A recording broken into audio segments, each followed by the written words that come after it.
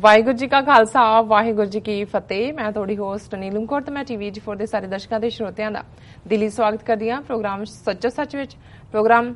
ਨੂੰ ਜਿਹੜੇ ਇਸ ਪ੍ਰੋਗਰਾਮ ਨੂੰ ਦੇਸ਼ਾਂ ਵਿਦੇਸ਼ਾਂ ਵਿੱਚ ਬੈਠ ਕੇ ਦੇਖ ਰਹੇ ਨੇ ਉਹਨਾਂ ਦਾ ਆਪਾਂ ਸਵਾਗਤ ਕਰਦੇ ਹਾਂ ਤੇ ਡਾਕਟਰ ਅਮਰਜੀਤ ਸਿੰਘ ਜੀ ਰੋਜ਼ਾਨਾ ਇਸ ਤਰ੍ਹਾਂ ਸਟੂਡੀਓ ਵਿੱਚ ਮੇਰੇ ਨਾਲ ਸ਼ਾਮਲ ਨੇ। ਆਓ ਨਾ ਮਿਲ ਕੇ ਅੱਜ ਦੀਆਂ ਵਿਚਾਰ ਚਰਚਾਵਾਂ ਕਰਦੇ ਹਾਂ। ਜੀ ਡਾਕਟਰ ਸਾਹਿਬ ਵਾਹਿਗੁਰੂ ਜੀ ਕਾ ਖਾਲਸਾ ਵਾਹਿਗੁਰੂ ਜੀ ਕੀ ਫਤਿਹ।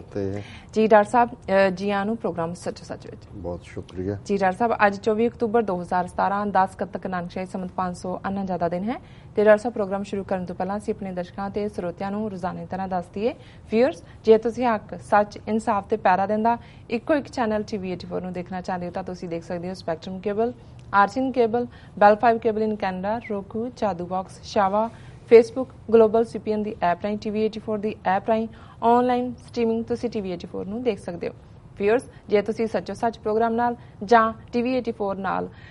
ਫੇਸਬੁੱਕ ਰਾਹੀਂ ਜੁੜੇ ਹੋ ਤਾਂ ਇਸ ਨੂੰ ਵੱਧ ਤੋਂ ਵੱਧ ਲਾਈਕ ਕਰੋ ਤੇ ਸ਼ੇਅਰ ਕਰੋ। Thank you so much. ਜੀ ਡਾਕਟਰ ਸਾਹਿਬ ਪ੍ਰੋਗਰਾਮ ਦੀ ਸ਼ੁਰੂਆਤ ਕਰਦੇ ਹਾਂ ਅੱਜ ਦੇ ਪਹਿਲੇ ਇਸ਼ੂ ਦੇ ਨਾਲ। ਜੀ ਡਾਕਟਰ ਸਾਹਿਬ ਕੀ ਕਹਿਣਾ ਚਾਹੋਗੇ ਤੁਸੀਂ? ਦੇਖੋ, ਸਭ ਤੋਂ ਪਹਿਲਾਂ ਤਾਂ ਅਸੀਂ ਆਪਣੇ ਬਹੁਤ ਸਾਰੇ ਉਹਨਾਂ ਦਰਸ਼ਕਾਂ ਦਾ ਖਾਸ ਤੌਰ ਤੇ ਜਿਹੜੇ ਸਾਡੇ ਪਾਕਿਸਤਾਨੀ ਭੈਣ ਭਰਾ ਨੇ ਜੀ ਉਹਨਾਂ ਦਾ ਸ਼ੁਕਰੀਆ ਅਦਾ ਕਰਦੇ ਹਾਂ ਕਿ ਉਹਨਾਂ ਨੇ ਸਾਡਾ ਕੱਲ੍ਹ ਦਾ ਜਿਹੜਾ ਕਸ਼ਮੀਰ ਨਾਲ ਸੰਬੰਧਿਤ ਸੈਗਮੈਂਟ ਸੀ ਜਿਹੜਾ ਕਿ ਇੰਟੈਲੀਜੈਂਸ ਬਿਊਰੋ ਚੀਫ ਦਾ ਐਜ਼ ਏ ਇੰਟਰਲੋਕੂਟਰ ਗੱਲਬਾਤ ਲਈ ਉਹਨੂੰ ਕਸ਼ਮੀਰ ਚਲਾਇਆ ਗਿਆ, ਉਸ ਦੇ ਉੱਤੇ ਉਸ ਨੂੰ ਬਹੁਤ ਪਸੰਦ ਕੀਤਾ ਹੈ। ਬਹੁਤ ਸਾਰੀਆਂ ਕਾਲਾਂ ਵੀ ਆਈਆਂ ਔਰ ਜਿਹੜਾ ਸਾਡਾ ਉਹ ਸੈਗਮੈਂਟ ਸੀ ਉਹਨੂੰ 13,000 ਤੋਂ ਜ਼ਿਆਦਾ ਵਿਊਅਰਸ ਨੇ ਦੇਖਿਆ, 174 ਸ਼ੇਅਰ ਨੇ ਔਰ 112 ਕਾਮੈਂਟਸ ਨੇ। ਕਿਉਂਕਿ ਕਾਮੈਂਟਸ ਕਈਆਂ ਨੇ ਬਹੁਤ ਪਰਸਨਲ ਨਿੱਘੇ ਭਾਵ ਨਾਲ ਲਿਖੇ ਹੁੰਦੇ ਨੇ ਜੀ, ਸੋ ਮੈਂ ਇਸ ਗੱਲ ਨੂੰ ਜ਼ਰੂਰੀ ਸਮਝਦਾ ਹਾਂ ਵੀ ਸਾਂਝੇ ਤੌਰ ਤੇ ਸਭ ਦਾ ਸ਼ੁਕਰੀਆ ਅਦਾ ਕਰਨਾ ਸਾਡਾ ਫਰਜ਼ ਵੀ ਬਣਦਾ ਜੀ।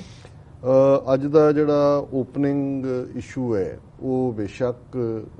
ਹੈ ਤਾਂ ਕਈ ਦਿਨਾਂ ਤੋਂ ਚਰਚਾ 'ਚ ਅਸੀਂ ਪਾਸਿੰਗ ਰੈਫਰੈਂਸ ਦੇ ਕਿਸੇ ਟੌਪਿਕ ਦੇ ਵਿੱਚ ਇਸ ਦੀ ਗੱਲ ਵੀ ਕੀਤੀ,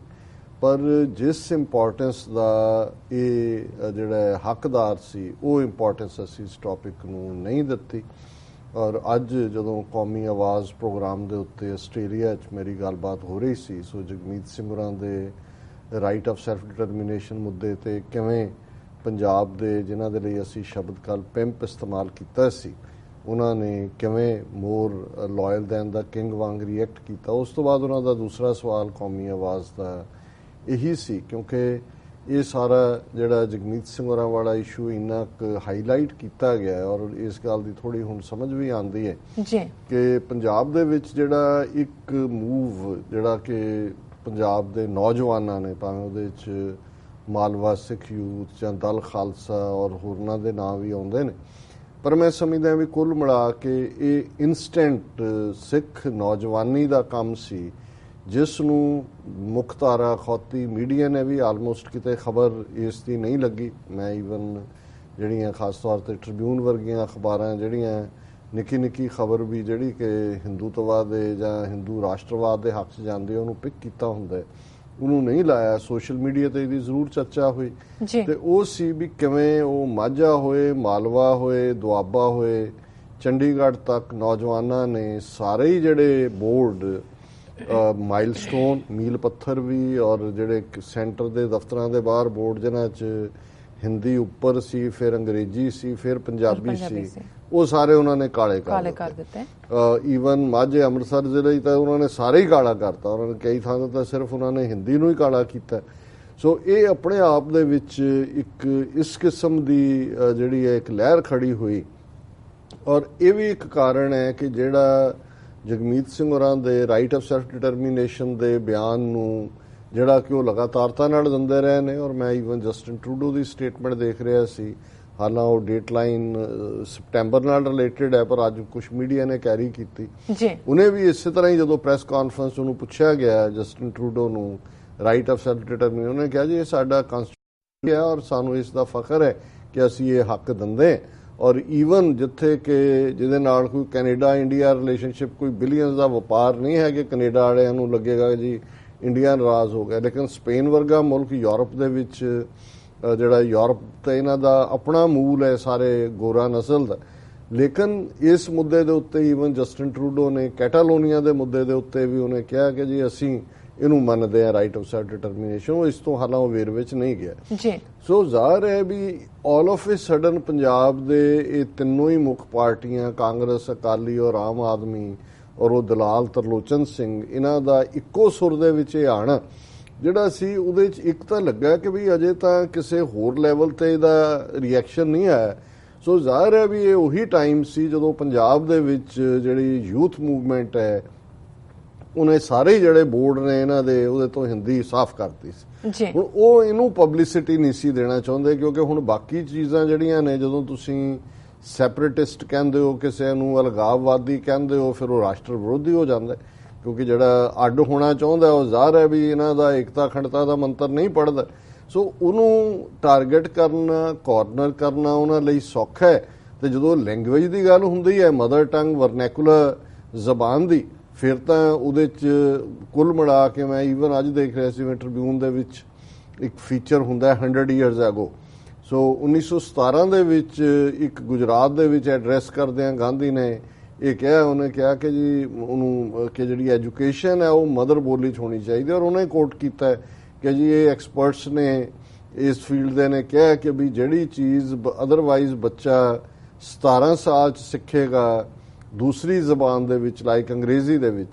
ਉਹ ਜੇ ਉਹ ਮਦਰ ਟੰਗ 'ਚ ਹੋਏ ਤਾਂ 10 ਸਾਲ 'ਚ ਸਿੱਖੇਗਾ, ਔਰ ਇਹ 8 ਸਾਲ ਜਿਹੜਾ ਹੈ ਉਹ ਉਸਦੇ ਬਚਦੇ ਨੇ। ਸੋ ਜ਼ਾਹਰ ਹੈ ਵੀ ਇਹੀ ਰੀਜ਼ਨ ਸੀ ਕਿ ਕਾਂਗਰਸ ਨੇ ਜਦੋਂ ਆਜ਼ਾਦੀ ਤੋਂ ਪਹਿਲਾਂ ਇਹ ਮਤਾ ਪਾਸ ਕੀਤਾ ਸੀ ਕਿ ਦੇਸ਼ ਆਜ਼ਾਦ ਹੋਣ ਤੋਂ ਬਾਅਦ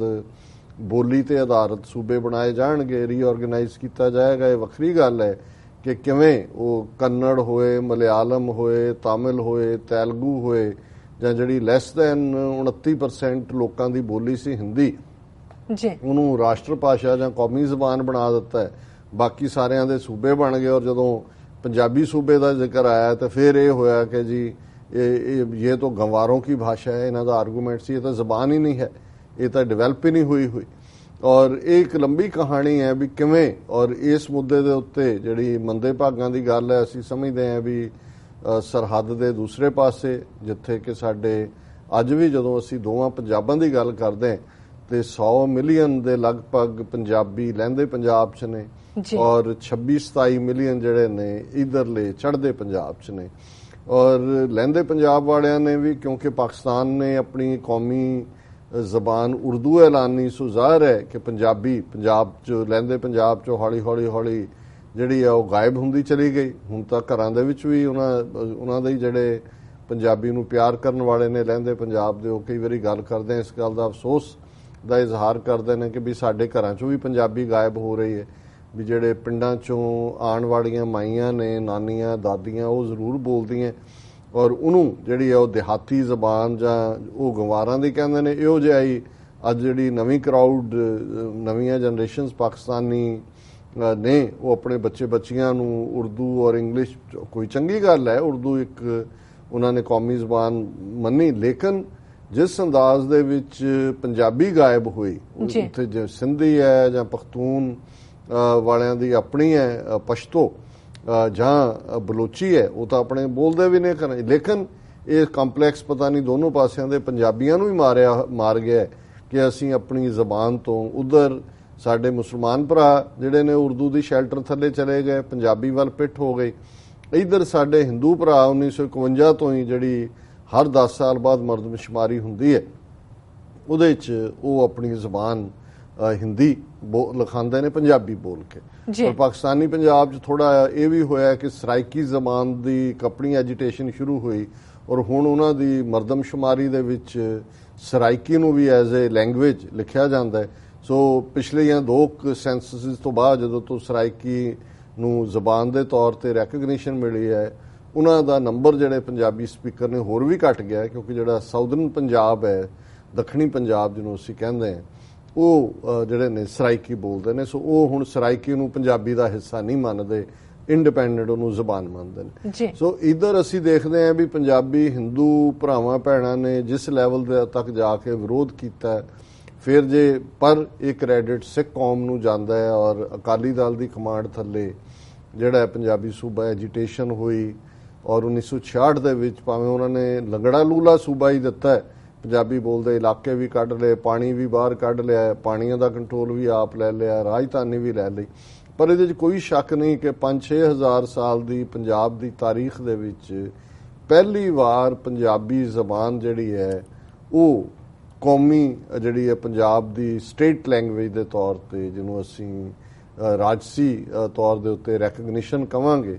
ਕਿ ਉਸ ਨੂੰ ਸਰਕਾਰੀ ਜ਼ਬਾਨ ਜਿਹੜੀ ਫਸਟ ਲੈਂਗੁਏਜ ਦੇ ਤੌਰ ਤੇ ਹਾਲਾਂਕਿ ਉਦੋਂ ਵੀ ਬਹੁਤ ਭਾਰਤੀ ਜਨਸੰਘ ਦਾ ਵਿਰੋਧ ਰਿਹਾ। ਉਹਨਾਂ ਦਾ ਹਮੇਸ਼ਾ ਆਰਗੂਮੈਂਟ ਸੀ ਕਿ ਪੰਜਾਬ ਬਾਈਲਿੰਗੁਅਲ ਹੈ, 2 ਜ਼ਬਾਨਾਂ ਬੋਲਣ ਵਾਲਾ ਹੈ, ਔਰ ਇਸ ਲਈ ਹਿੰਦੀ ਵੀ ਬਰਾਬਰ ਹੋਣੀ ਚਾਹੀਦੀ ਹੈ।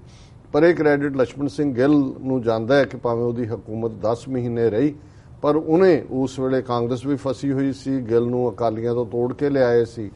ਔਰ ਗਿਆਨ ਸਿੰਘ ਰਾੜੇਵਾਲਾ ਕਾਂਗਰਸ ਲੈਜਿਸਲੇਚਰ ਪਾਰਟੀ ਦਾ ਲੀਡਰ ਸੀ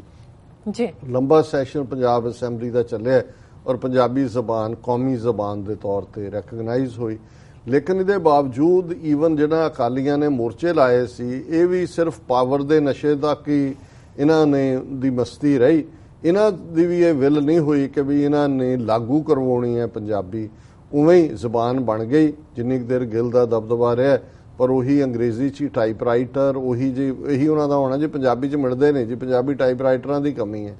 ਉਹਨਾਂ ਦੇ ਦੂਜੇ ਨਹੀਂ ਮਿਲਦੇ ਜੀ, ਉਹਨਾਂ ਦੇ ਜਿਹੜੇ ਟਾਈਪਿਸਟ ਨੇ ਔਰ ਦੂਸਰੇ ਨੇ। ਔਰ ਇਹ ਕ੍ਰੈਡਿਟ ਫਿਰ ਜੁਝਾਰੂ ਲਹਿਰ ਨੂੰ ਜਾਂਦਾ ਹੈ ਕਿ ਪੰਥਕ ਕਮੇਟੀ ਨੇ ਜਦੋਂ ਇਹ ਆਰਡਰ ਦਿੱਤਾ ਔਰ ਟਾਈਮ ਫਰੇਮ ਦਿੱਤਾ ਕਿ ਵੀ ਇੰਨੀ ਦੇਰ ਦੇ ਵਿੱਚ ਸਾਰੇ ਪਾਸੇ ਇਹ ਜਿਹੜੀ ਹੈ ਪੰਜਾਬੀ ਲਾਗੂ ਹੋਣੀ ਚਾਹੀਦੀ ਹੈ, ਦਫ਼ਤਰਾਂ 'ਚ ਵੀ, ਸਾਈਨ ਬੋਰਡਸ ਦੇ, ਜਿਹੜੀਆਂ ਪ੍ਰਾਈਵੇਟ ਬਿਜ਼ਨੈਸਿਸ ਵੀ ਨੇ, ਔਰ ਜਿਹੜੇ ਉਸ ਦੌਰ 'ਚੋਂ ਲੰਘੇ ਨੇ ਉਹਨਾਂ ਨੂੰ ਪਤਾ ਹੈ ਕਿ ਵੀ ਕਿਸ ਤੇਜ਼ੀ ਦੇ ਨਾਲ ਫਿਰ ਟਾਈਪਰਾਈਟਰ ਵੀ ਆ ਗਏ, ਦਫ਼ਤਰਾਂ 'ਚ ਕੰਮ ਵੀ ਪੰਜਾਬੀ 'ਚ ਸ਼ੁਰੂ ਹੋ ਗਿਆ, ਬੋਰਡ ਵੀ ਪੰਜਾਬੀ 'ਚ ਆ ਗਏ। 4 ਚੁਫੇਰਾ ਜਿਹੜਾ ਸੀ, ਪਹਿਲੀ ਵਾਰ ਇਹ ਲੱਗਾ ਕਿ ਵੀ ਵਾਕਿਆ ਹੀ ਪੰਜਾਬੀ ਜਿਹੜੀ ਹੈ ਆਪਣੇ ਜਿਹੜੇ ਹੈ ਸੂਬੇ ਦੇ ਵਿੱਚ ਜਿਹੜੀ ਹੈ ਰਾਣੀ ਹੈ, ਪਟਰਾਣੀ ਹੈ, ਉਹ ਕੋਈ ਗੋਲੀ ਨਹੀਂ ਹੈ, ਨੌਕਰਾਣੀ ਨਹੀਂ ਹੈ। ਲੇਕਿਨ ਅੱਜ ਜਿਨ੍ਹਾਂ ਦੇ ਹੱਥ 'ਚ ਪੋਲੀਟੀਕਲ ਪਾਵਰ ਆਈ ਹੈ, ਉਹਨਾਂ ਦਾ ਇਹ ਜ਼ੋਰ ਹੈ ਕਿ ਉਹਨਾਂ ਨੇ ਸਭ ਨੂੰ ਹਿੰਦੁਸਤਾਨ, ਕਿਉਂਕਿ ਉਹ ਚੰਗੀ ਤਰ੍ਹਾਂ ਸਮਝਦੇ ਨੇ ਕਿ ਹਿੰਦੂਤਵਾ ਦੀ ਵਿਚਾਰਧਾਰਾ, ਆਈਡੀਓਲੋਜੀ ਉਦੋਂ ਤੱਕ ਇੰਪਲੀਮੈਂਟ ਨਹੀਂ ਹੁੰਦੀ। ਜਿਵੇਂ ਇਹਨਾਂ ਨੇ ਸੰਸਕ੍ਰਿਤ ਨੂੰ ਲਿਆ ਕੇ ਕਲਾਸਿਕ ਲੈਂਗੁਏਜ ਤਾਂ ਮੰਨਿਆ ਹੀ ਸੀ, ਉਹਦੀ ਇੰਪਲੀਮੈਂਟੇਸ਼ਨ ਕਿਵੇਂ ਸ਼ੁਰੂ ਕੀਤੀ ਹੋਈ ਹੈ। ਪੰਜਾਬ ਦੇ ਸਕੂਲਾਂ 'ਚ ਵੀ ਜਿਹੜੀ ਹੈ ਸਪੈਸ਼ਲ ਲੈਂਗੁਏਜ ਦੇ ਤੌਰ ਤੇ ਤੁਸੀਂ ਟੀਚਰਸ ਰੱਖ ਦਿੰਦੇ ਹੋ, ਉਹਨਾਂ ਨੂੰ ਉਹਨਾਂ ਦੀਆਂ ਤਨਖਾਹਾਂ ਵਧਾ ਦਿੰਦੇ ਹੋ ਜੀ। ਲੇਕਿਨ ਇਹਦੇ ਬਾਵਜੂਦ ਕਿ ਉਹਨਾਂ ਨੇ ਜਦੋਂ ਤੋਂ ਹੁਣ 3 ਸਾਲ ਤੋਂ ਜ਼ਿਆਦਾ ਸਮਾਂ ਮੋਦੀ ਨੂੰ ਹੋ ਗਿਆ, ਇਹਨਾਂ ਨੇ ਕੋਸ਼ਿਸ਼ ਕੀਤੀ ਹਿੰਦੀ ਨੂੰ ਕਰਨਾਟਕਾ 'ਚ ਲਾਗੂ ਕਰਨ ਦੀ, ਜਦੋਂ ਖਾਸ ਤੌਰ ਤੇ ਹੁਣ ਜਦੋਂ ਸੈਂਟਰ ਗਵਰਨਮੈਂਟ ਜਿਵੇਂ ਰੇਲਵੇ ਸਟੇਸ਼ਨ ਨੇ ਜਾਂ ਹਾਈਵੇਜ਼ ਨੇ ਉਹ ਸੈਂਟਰ ਦੇ ਕੋਲ ਨੇ,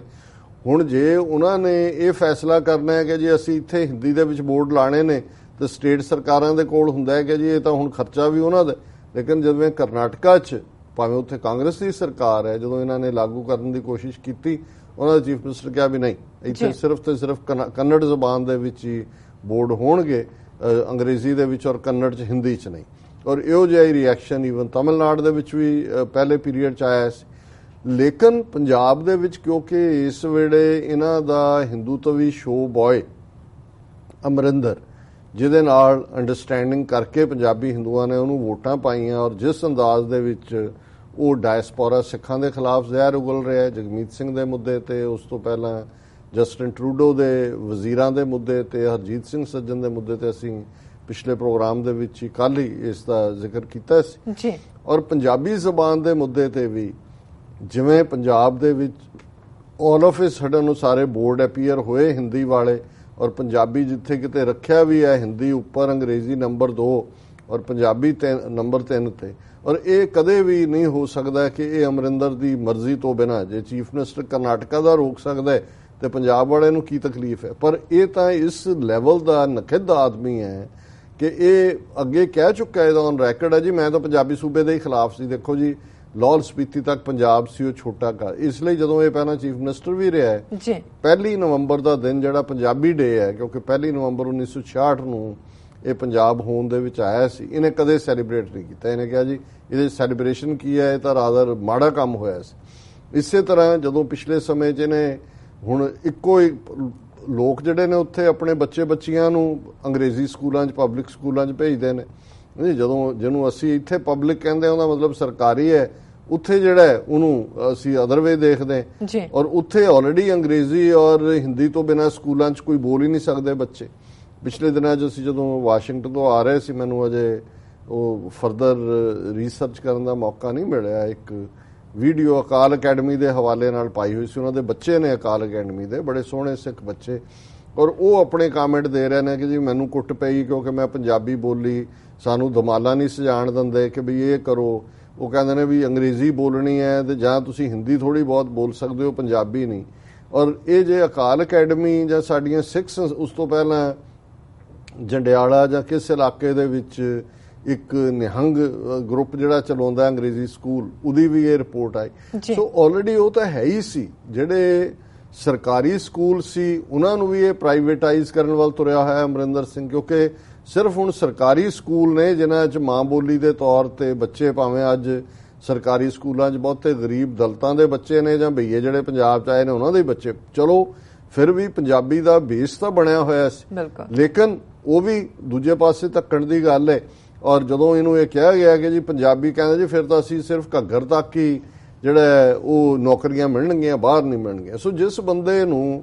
ਆਪਣੀ ਮਾਂ ਬੋਲੀ, ਆਪਣਾ ਮਜ਼ਹਬ, ਆਪਣੇ ਕੌਮ ਦੇ ਇੰਟਰਸਟ, ਆਪਣੇ ਸਟੇਟ, ਸਿਰਫ ਤੇ ਸਿਰਫ ਆਪਣੇ ਪੁਰਖਿਆਂ ਵਾਂਗ ਇਸ ਦੀ ਭੁੱਖ ਜਿਹੜੀ ਹੈ ਉਹ ਸਿਰਫ ਤੇ ਸਿਰਫ ਗੱਦੀ ਲਈ ਹੈ, ਉਹਦੇ ਲਈ ਜਿਹੜਾ ਉਹ ਅਬਦਾਲੀ ਦੇ ਗੋਡੇ ਫੜਨੇ ਪੈਂਦੇ ਨੇ, ਉਹਦੇ ਲਈ ਅੰਗਰੇਜ਼ਾਂ ਦੀ ਸ਼ੈਲਟਰ ਜਾਣਾ ਪੈਂਦਾ ਹੈ, ਜਾਂ ਉਹਦੇ ਲਈ ਨਹਿਰੂ ਦਾ ਜਿਹੜਾ ਉਹ ਮੁਖਬਰ ਬਣਨਾ ਪੈਂਦਾ, ਜਾਂ ਅੱਜ ਅਮਰਿੰਦਰ ਹਿੰਦੂ ਤਵੀਆਂ ਦਾ ਸ਼ੋਅ ਪੁਆਏ ਬਣਿਆ ਹੋਇਆ। ਤੇ ਇਹਨਾਂ ਨੂੰ ਕੋਈ ਫਰਕ ਨਹੀਂ ਪੈਂਦਾ ਕਿਉਂਕਿ ਇਹਨਾਂ ਦੀ ਦੌੜ ਉੱਥੋਂ ਤੱਕ ਹੈ। ਸੋ ਪਹਿਲਾਂ ਤਾਂ ਅਸੀਂ ਆਪਣੇ ਉਹਨਾਂ ਨੌਜਵਾਨ ਸਿੰਘਾਂ ਨੂੰ, ਸਿੰਘਣੀਆਂ ਨੂੰ ਮੁਬਾਰਕਬਾਦ ਦਿੰਦੇ ਜਿਨ੍ਹਾਂ ਨੇ ਇਹ ਜਿਹੜਾ ਇਨਸਟੈਂਟ ਇਹਨੂੰ ਮੂਵ ਕੀਤਾ ਔਰ ਇਹ ਸਾਰੇ ਦਾ ਮੂੰਹ ਭੰਨਿਆ। ਇਹਨਾਂ ਨੂੰ ਇਹ ਦੱਸਿਆ ਕਿ ਭਾਈ ਅਜੇ ਕੌਮੀ ਅਣਖ ਵਾਲੇ ਲੋਕ ਜਾਗਦੇ ਨੇ ਔਰ ਆਪਣੀ ਮਾਂ ਬੋਲੀ ਨੂੰ ਪਿਆਰ ਕਰਨ ਵਾਲੇ ਜਾਗਦੇ ਨੇ। ਫਿਰ ਅਸੀਂ ਦੇਖਦੇ ਹਾਂ ਕਿ ਵੀ ਹੁਣ ਜਦੋਂ ਕਈ ਵਾਰੀ ਕੁਝ ਚੀਜ਼ਾਂ ਚੱਲ ਰਹੀਆਂ ਹੁੰਦੀਆਂ, ਤੁਸੀਂ ਦੇਖ ਵੀ ਰਹੇ ਹੁੰਦੇ ਹੋ, ਬੋਲਦੇ ਨੇ ਜੀ, ਫਿਰ ਇਹ ਆਉਂਦਾ ਵੀ ਜਦੋਂ ਤੁਹਾਡੇ ਜਾਗਰੂਕਤਾ ਆਉਂਦੀ ਹੈ ਤੁਹਾਨੂੰ ਆਲੇ ਦੁਆਲੇ ਲੱਗਣ ਲੱਗ ਜਾਂਦਾ। ਹੁਣ ਅੱਜ ਇੱਕ ਖਬਰ ਜਿਹੜੀ ਅਜੀਤ ਜਲੰਧਰ ਨੇ ਸੁਰਿੰਦਰ ਕੋਛੜ ਦੇ ਹਵਾਲੇ ਨਾਲ ਦਿੱਤੀ ਹੈ, ਜਲਿਆਂਵਾਲੇ ਬਾਗ ਦੇ ਬੋਰਡ ਤੇ ਪੰਜਾਬੀ ਨੂੰ ਹੇਠਲਾ ਸਥਾਨ ਦੇਣ ਤੇ ਉੱਠਿਆ ਵਿਰੋਧ। ਹੁਣ ਜਿਹੜਾ ਜਲਿਆਂਵਾਲੇ ਬਾਗ ਦਾ ਮੇਨ ਗੇਟ ਹੈ ਉਹਦੇ 'ਚ ਵੀ ਅੰਗਰੇਜ਼ੀ ਸਭ ਤੋਂ ਉੱਤੇ ਲਿਖੀ ਹੋਈ ਹੈ, ਫਿਰ ਹਿੰਦੀ ਹੈ, ਫਿਰ ਪੰਜਾਬੀ ਹੈ। ਔਰ ਜਿਹੜੇ ਮਾਰੇ ਗਏ ਲੋਕਾਂ ਦਾ ਨੰਬਰ ਹੈ, ਜਿਹਦੀ ਗਿਣਤੀ ਜਿਹੜੀ ਹੈ ਉਹਨਾਂ ਨੇ 381 ਨਾਗਰਿਕਾਂ ਦੇ ਨਾਂ ਸ਼ਹੀਦੀ ਸਮਾਰਕ ਤੇ, ਉਹ ਵੀ ਅੰਗਰੇਜ਼ੀ 'ਚ ਲਿਖੇ ਹੋਏ ਨੇ। ਔਰ ਇਹਦੇ 'ਚ ਬੜਾ ਅੱਛਾ ਡਾਇਲੌਗ ਹੈ ਕਿ ਗੋਲੀਆਂ ਮਾਰਨ ਵਾਲੇ ਅੰਗਰੇਜ਼ ਪਹਿਲੇ ਨੰਬਰ ਤੇ ਗੋਲੀਆਂ ਖਾਣ ਵਾਲੇ ਤੀਜੇ ਨੰਬਰ ਤੇ। ਇਹ ਦੁਖਾਂਤ ਵੀ ਗੋਲੀ ਲੱਗਣ ਤੋਂ ਘੱਟ ਨਹੀਂ। ਦੇਖ ਲਓ,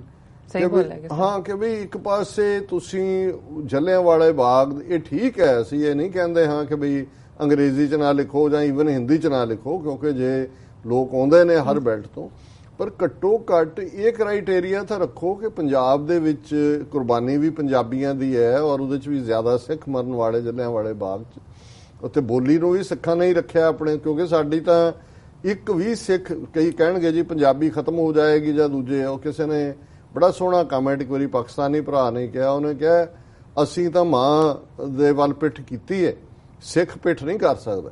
ਤੇ ਜਦੋਂ ਤੱਕ ਇੱਕ ਵੀ ਸਿੱਖ ਇਸ ਦੁਨੀਆ ਤੇ ਰਹੇਗਾ ਪੰਜਾਬੀ ਜਿਉਂਦੀ ਰਹੇਗੀ, ਕਿਉਂਕਿ ਸਿੱਖ ਨੇ ਜੇ ਗੁਰੂ ਗ੍ਰੰਥ ਸਾਹਿਬ ਪੜ੍ਹਨਾ ਤੇ ਉਹ ਕਹਿੰਦੇ ਗੁਰੂਆਂ ਨੇ ਐਸਾ ਉਪਕਾਰ ਕੀਤਾ ਸਾਡੀ ਮਾਂ ਬੋਲੀ ਦੇ ਉੱਤੇ ਕਿ ਉਹਨਾਂ ਨੇ ਗੁਰਮੁਖੀ ਦੇ ਵਿੱਚ ਗੁਰੂ ਗ੍ਰੰਥ ਸਾਹਿਬ ਲਿਖਿਆ ਤੇ ਉਹ ਗੁਰਮੁਖੀ ਪੜ੍ਹਨੀ ਪੈਣੀ ਹੈ। ਔਰ ਜਦੋਂ ਤੱਕ ਇੱਕ ਵੀ ਸਿੱਖ ਹੈ ਉਹ ਜ਼ੁਬਾਨ ਜਿਹੜੀ ਹੈ ਉਹ ਜਿਉਂਦੀ ਹੈ। ਸੋ ਅਸੀਂ ਸਮਝਦੇ ਹਾਂ ਕਿ ਵੀ ਇਹ ਜਿਸ ਅੰਦਾਜ਼ ਦੇ ਵਿੱਚ ਇਹਨਾਂ ਨੇ ਹੌਲੀ ਜਦੋਂ ਤੁਸੀਂ ਨੰਬਰ 1, 2, 3 ਵਾਲਾ ਕੰਮ ਸ਼ੁਰੂ ਕਰਦੇ ਹੋ ਔਰ ਡੈਲੀਬਰੇਟਲੀ, ਜਦੋਂ ਕਿ ਲੋਕਾਂ ਦੀਆਂ ਮੁੱਢਲੀਆਂ ਸਮੱਸਿਆਵਾਂ, ਇਸ ਵੇਲੇ ਇਹ ਸਮੱਸਿਆ ਨਹੀਂ ਸੀ ਮੋਦੀ ਸਰਕਾਰ ਕੇ ਬੋਰਡ ਜਿਹੜੀ ਹੈ ਉਹਦੇ 'ਚ ਹਿੰਦੀ ਨੂੰ ਉੱਪਰ ਲਾਏ। ਪੰਜਾਬ ਦੇ ਕਿਸਾਨ ਆਤਮਘਾਤ ਕਰ ਰਹੇ ਨੇ, ਡਰੱਗਸ ਦਾ ਇਸ਼ੂ ਹੈ, ਅਨਇੰਪਲੋਇਮੈਂਟ ਦਾ ਇਸ਼ੂ ਹੈ, ਪੰਜਾਬ ਦਾ ਪਾਣੀ ਗੰਦਾ ਹੈ, ਹਵਾ ਗੰਦੀ ਹੈ, ਜ਼ਮੀਨ ਦੇ ਵਿੱਚ ਕਿਸ ਕਿਸਮ ਦਾ ਫਰਟੀਲਾਈਜ਼ਰਸ ਦੇ ਯੂਜ਼ ਨੇ ਕਿਸ ਕਿਸਮ ਦੀ ਟੌਕਸਿਸਿਟੀ ਪੈਦਾ ਕੀਤੀ ਹੈ, ਕੈਂਸਰ ਇਨਸੀਡੈਂਸ ਕਿਸ ਲੈਵਲ ਤੱਕ ਜਿਹੜੀ ਉਹ ਗਿਆ ਹੋਇਆ। ਲੇਕਿਨ ਇਸ ਸਾਰੇ ਨੂੰ ਪਾਸੇ ਰੱਖ ਕੇ ਔਰ ਇਹ ਜਿਹੜਾ ਉਹਨਾਂ ਦਾ ਕਹਿਣਾ ਔਰ ਇਸ ਦੇ ਨਾਲ ਹੀ ਅਸੀਂ ਸਮਝਦੇ ਹਾਂ ਵੀ ਇਸ ਇਸ਼ੂ ਨੂੰ ਹਾਈਲਾਈਟ ਕੀਤਾ ਸਾਡੇ ਇਹਨਾਂ ਨੌਜਵਾਨਾਂ ਨੇ ਜਿਨ੍ਹਾਂ ਨੇ ਇਹ ਜਿਹੜਾ ਹੈ। ਔਰ ਇਹਦਾ ਤਰੀਕਾ ਹੀ ਇਹ ਹੈ, ਮੈਂ ਸਮਝਦਾ ਹਾਂ ਵੀ ਕਦੋਂ ਤੱਕ ਅਸੀਂ ਸਿਰਫ ਇੱਕ ਮੰਗਵੇਂ ਅੰਦਾਜ਼ ਦੇ ਵਿੱਚ ਗੱਲ ਕਰਦੇ ਰਵਾਂਗੇ ਇਸ ਗੱਲ ਦੇ ਉੱਤੇ ਐਕਟ ਕਰਨ ਦੀ ਲੋੜ ਹੈ। ਔਰ ਜਿਵੇਂ ਅੱਜ ਦੇ ਕੌਮੀ ਆਵਾਜ਼ ਪ੍ਰੋਗਰਾਮ 'ਚ ਉਹਨਾਂ ਨੇ ਕਿਹਾ ਕਿ ਜੀ ਸਾਡੇ ਖੱਬੇ ਪੱਖੀ ਭਰਾ ਜਿਹੜੇ ਨੇ ਕਮਿਊਨਿਸਟ, ਵੈਸੇ ਤਾਂ ਪੰਜਾਬੀ ਕਰਨਗੇ। ਔਰ ਮੈਂ ਜਿਵੇਂ ਅੱਗੇ ਵੀ ਕਿਹਾ ਸੀ, ਮੈਂ ਪਹਿਲੀ ਵਾਰ ਸਰੀ ਗਿਆ 1991-92 ਜੋ ਕਹਿੰਦੇ ਜੀ ਅਸੀਂ ਵੀ ਦੇਖੋ ਪੰਜਾਬੀ ਜ਼ਬਾਨ ਦਾ ਮੁੱਦਾ ਹੋਏ, ਅਸੀਂ ਪਹਿਲੇ ਦਿਨ ਤੋਂ ਸਾਡੀਆਂ ਪਾਰਟੀਆਂ ਜਿਹੜੀਆਂ ਨੇ ਉਹ ਕਹਿੰਦੀਆਂ ਰਹੀਆਂ ਵੀ ਮਾਂ ਬੋਲੀ ਪੰਜਾਬੀ ਹੋਏ, ਤੁਸੀਂ ਦੇਸ਼ ਪੰਜਾਬ ਦੇ ਨਾਂ ਥੱਲੇ ਸਟਰਗਲ ਕਰੋ, ਖਾਲਿਸਤਾਨ ਕਹਿਣ ਦੀ ਕੀ ਲੋੜ ਹੈ ਜਾਂ ਦੂਸਰੇ। ਪਰ ਮੈਂ ਜਿਵੇਂ ਅੱਜ ਦੇ ਪ੍ਰੋਗਰਾਮ 'ਚ ਇਹ ਕਿਹਾ, ਮੈਂ ਕਿਹਾ ਜੀ ਇਹ ਗੱਲਾਂ ਇਹਨਾਂ ਦੀਆਂ ਇਸ ਕਿਸਮ ਦੀਆਂ ਨੇ। ਪੰਜਾਬੀ ਸੂਬਾ ਐਜੀਟੇਸ਼ਨ ਦੇ ਵਿੱਚ ਕਾਮਰੇਡਾਂ ਦਾ ਕੋਈ ਯੋਗਦਾਨ ਨਹੀਂ ਸੀ। ਉਦੋਂ ਕਹਿੰਦੇ ਸੀ ਜੀ ਦੇਖੋ ਇਹ ਕਿਉਂਕਿ ਤੁਸੀਂ ਅਕਾਲ ਤਖਤ ਤੋਂ ਚਲਾਉਂਦੇ ਹੋ, ਧਰਮ ਨਾਲ ਜੁੜਿਆ ਹੋਇਆ, ਅਸੀਂ ਮਜ਼ਹਬ 'ਚ ਯਕੀਨ ਨਹੀਂ ਰੱਖਦੇ। ਇਹਨਾਂ ਦੇ ਕਹਿਣ ਤੇ ਉਸ ਪੀਰੀਅਡ 'ਚ ਕਿਉਂਕਿ ਟੋੜਾ ਪ੍ਰਭਾਵ ਕਬੂਲ ਦਾ ਸੀ ਹਰਕਿਸ਼ਨ ਸੁਰਜੀਤ ਦਾ ਔਰ ਇਸ ਕਿਸਮ ਦਾ, ਜਦੋਂ ਇੰਦਰਾ ਗਾਂਧੀ ਨੇ ਆ ਕੇ ਕਪੂਰੀ ਦੀ ਥਾਂ ਦੇ ਉੱਤੇ ਸਤਲੁਜ ਯਮੁਨਾ ਲਿੰਕ ਨਹਿਰ ਬਣਾਉਣ ਦੇ ਲਈ ਟੱਕ ਲਾਇਆ ਤੇ ਉਹ ਮੋਰਚਾ ਉਹਨਾਂ ਨੇ ਕਾਮਰੇਡਾਂ ਨੇ ਚੱਕਿਆ ਸੀ ਕਿ ਜੀ ਅਸੀਂ ਇਹਨੂੰ ਇਕਨੋਮਿਕਲ ਇਸ਼ੂ ਤੇ ਲਾਓ, ਤੁਸੀਂ ਬਾਕੀ ਛੱਡੋ ਜੀ। ਔਰ ਉਹ ਜਦੋਂ ਪਹਿਲੀਆਂ ਡਾਂਗਾਂ ਹੀ ਵਰੀਆਂ ਰਹਿ ਗਏ, ਫਿਰ ਸਿੱਖੀ ਡਾਂਗਾ ਖਾਏ ਤਾਂ ਲੱਭੇ ਹੀ ਨਹੀਂ ਸਾਰੇ, ਜੋ ਐਸੇ ਤੱਤਰ ਹੋਏ ਉਦੋਂ ਦੇ ਅੱਜ ਤੱਕ ਨਹੀਂ ਲੱਭੇ। ਸੋ ਉਦੋਂ ਵੀ ਔਰ ਮੁੜ ਕੇ ਉਹੀ ਜਿਹੜਾ ਇਸ਼ੂ ਸੀ ਉਹ ਮੋਰਚਾ ਅੰਮ੍ਰਿਤਸਰ ਮੂਵ ਹੋਇਆ, ਧਰਮ ਯੁੱਧ ਮੋਰਚਾ ਬਣਿਆ, 2 ਲੱਖ ਸਿੱਖਾਂ ਨੇ ਗ੍ਰਿਫਤਾਰੀ ਦਿੱਤੀ। ਸੋ ਮੈਂ ਇਹ ਕਿਹਾ ਜੀ ਇਹ ਸਾਰੇ ਜਿਹੜੇ ਨੇ ਉਹ ਦੁੱਧ ਪੀਣੇ ਮਜਨੂ ਨੇ, ਇਹ ਜਿਹੜੇ ਨੇ ਗੱਲਾਂ ਹੀ ਮਾਰਨਗੇ, ਜ਼ਬਾਨ ਦੀ ਗੱਲ ਕਰਨਗੇ, ਆਰਥਿਕਤਾ ਦੀ ਕਰਨਗੇ, ਪਰ ਜਦੋਂ ਖਲੋਣ ਦਾ ਵੇਲਾ ਆਏਗਾ ਆਪਣੇ ਹੱਕਾਂ ਦੇ ਲਈ ਜਦੋਂ ਉਹ ਸਿੱਖ ਹੀ ਖਲੋਏਗਾ ਪੰਜਾਬ ਦੇ ਵਿੱਚ। ਇਹਨਾਂ ਦਾ ਤਾਂ ਜਿਹੜੇ ਵੈਸੇ ਹੀ ਸਾਡੇ ਪਾਕਿਸਤਾਨੀ ਭਰਾ ਸੁਰਖੇ ਕਹਿੰਦੇ ਨੇ ਇਹਨਾਂ ਨੂੰ, ਜਿਹੜੇ ਪਹਿਲਾਂ ਹੀ ਇਹਨਾਂ ਨੂੰ ਜਿਹੜੀ ਇਹਨਾਂ ਦੀ ਇਨਸਪੀਰੇਸ਼ਨ ਹੀ ਹੋਰ ਹੈ, ਇਹਨਾਂ ਨੂੰ ਗੁਰੂ ਗੋਬਿੰਦ ਸਿੰਘ ਸਾਹਿਬ ਚੋਂ ਰੈਵੋਲੂਸ਼ਨਰੀ ਨਜ਼ਰ ਨਹੀਂ ਆਇਆ, ਬਾਬਾ ਬੰਦਾ ਸਿੰਘ ਬਹਾਦਰ ਚੋਂ ਨਹੀਂ ਆਇਆ। ਸਿੱਖ ਰਾਜ ਜਿਹੜਾ ਕਿ ਪੰਜਾਬੀਆਂ ਦੀ ਇੱਕ ਸਾਂਝ ਦਾ ਪ੍ਰਤੀਕ ਸੀ, ਜਿਹਦੇ 'ਚ ਹਿੰਦੂ ਸਿੱਖ ਮੁਸਲਮਾਨ ਈਸਾਈ ਉਹਨੂੰ ਜਿਹੜਾ ਟੁਗੈਦਰਨੈਸ ਦੇ ਨਾਲ ਜਿਹੜਾ ਸਰਕਾਰੇ ਖਾਲਸਾ ਜੀ ਉਹਦੇ ਥੱਲੇ ਆਇਆ। ਤੇ ਇਹਨਾਂ ਤੋਂ ਅਸੀਂ ਅੱਜ ਕੀ ਆਸ ਕਰਦੇ? ਸਾਡੀ ਖਾਲਿਸਤਾਨ ਦੀ ਸਾਰੀ ਮੂਵਮੈਂਟ 'ਚ ਸਰਕਾਰ ਨਾਲੋਂ ਵੀ ਅੱਗੇ ਵੱਧ ਕੇ ਇਹਨਾਂ ਲੋਕਾਂ ਨੇ ਜਿਸ ਕਿਸਮ ਦੀਆਂ ਜੋ ਕਰਤੂਤਾਂ ਕੀਤੀਆਂ ਨੇ ਉਹ ਸਾਹਮਣੇ ਨੇ। ਸੋ ਅਸੀਂ ਸਮਝਦੇ ਹਾਂ ਵੀ ਇਹ ਪਾਰਟ ਬੜਾ ਇੰਪੋਰਟੈਂਟ ਹੈ ਕਿ ਜਿਹੜਾ ਇੰਨੀ ਮਿਹਨਤ ਦੇ ਨਾਲ ਪੰਜਾਬੀ ਜ਼ਬਾਨ ਨੂੰ ਲਾਗੂ ਕਰਵਾਉਣ ਦੇ ਲਈ ਔਰ ਪੰਜਾਬੀ ਦੀ ਮਾਨਤਾ ਦੇ ਲਈ ਜਿਹੜਾ ਐਫਰਟ ਪੰਜਾਬ 'ਚ ਹੋਇਆ, ਇਹਨੂੰ ਅਜਾਈ ਨਹੀਂ ਜਾਣ ਦਿੱਤਾ ਜਾਣਾ ਚਾਹੀਦਾ। ਔਰ ਅਸੀਂ ਇਹਨਾਂ ਨੌਜਵਾਨਾਂ ਦੀ ਇੱਕ ਵਾਰ ਫੇਰ ਜਿਹੜੀ ਹੈ ਪੂਰੀ ਸ਼ਲਾਘਾ ਕਰਦੇ ਹਾਂ। ਜੀ ਡਾਕਟਰ ਸਾਹਿਬ ਬਿਲਕੁਲ ਇੱਥੇ ਰਹਿੰਦੇ ਹਾਂ ਬ੍ਰੇਕ ਤੋਂ ਪਹਿਲਾਂ ਅਸੀਂ ਆਪਣੇ ਦਰਸ਼ਕਾਂ ਤੇ ਸਰੋਤਿਆਂ ਨਾਲ ਬੇਨਤੀ ਕਰ ਦਈਏ, ਅਪੀਲ ਕਰ ਦਈਏ ਕਿ ਵੀਅਰਸ ਤੁਸੀਂ TV 84 ਦੀ ਵੱਧ ਤੋਂ ਵੱਧ ਮਾਈਕ ਸਹਾਇਤਾ ਕਰੋ। ਤੁਸੀਂ ਆਪਣੀ ਮਾਈਕ ਸਹਾਇਤਾ ਸਾਡੀ ਵੈਬਸਾਈਟ tv84.tv ਤੇ ਜਾ ਕੇ ਇਹਨਾਂ 3 ਵੇਜ਼ ਰਾਹੀਂ ਕਰ ਸਕਦੇ ਹੋ, ਜਿਸ ਤਰ੍ਹਾਂ ਕਿ 1 ਟਾਈਮ ਡੋਨੇਸ਼ਨ, ਮੰਥਲੀ ਡੋਨੇਸ਼ਨ, ਜਾਂ ਫਿਰ ਤੁਸੀਂ TV 84 ਦੇ ਨਾਮ ਤੇ ਚੈੱਕ ਬਣਾ ਕੇ ਸਾਨੂੰ ਸਾਡੇ ਇਸ ਪਤੇ ਤੇ ਮੇਲ ਕਰ ਸਕਦੇ ਹੋ 36-01 37th Avenue, Long Island city, New York 11101 USA, ਜਾਂ ਫਿਰ ਤੁਸੀਂ ਸਾਨੂੰ ਫੋਨ ਰਾਹੀਂ ਵੀ ਸੰਪਰਕ ਕਰ ਸਕਦੇ ਹੋ ਸਾਡੇ ਇਸ ਨੰਬਰ ਤੇ 5164060694। ਵਿਊਅਰਸ, ਵਿਚਾਰਾਂ ਦਾ ਸਿਲਸਿਲਾ ਇਸ ਤਰ੍ਹਾਂ ਚੱਲਦਾ ਰਹੇਗਾ। ਮਿਲਦੇ ਹਾਂ ਆਫਟਰ ਦਿਸ ਸ਼ਾਰਟ ਬ੍ਰੇਕ।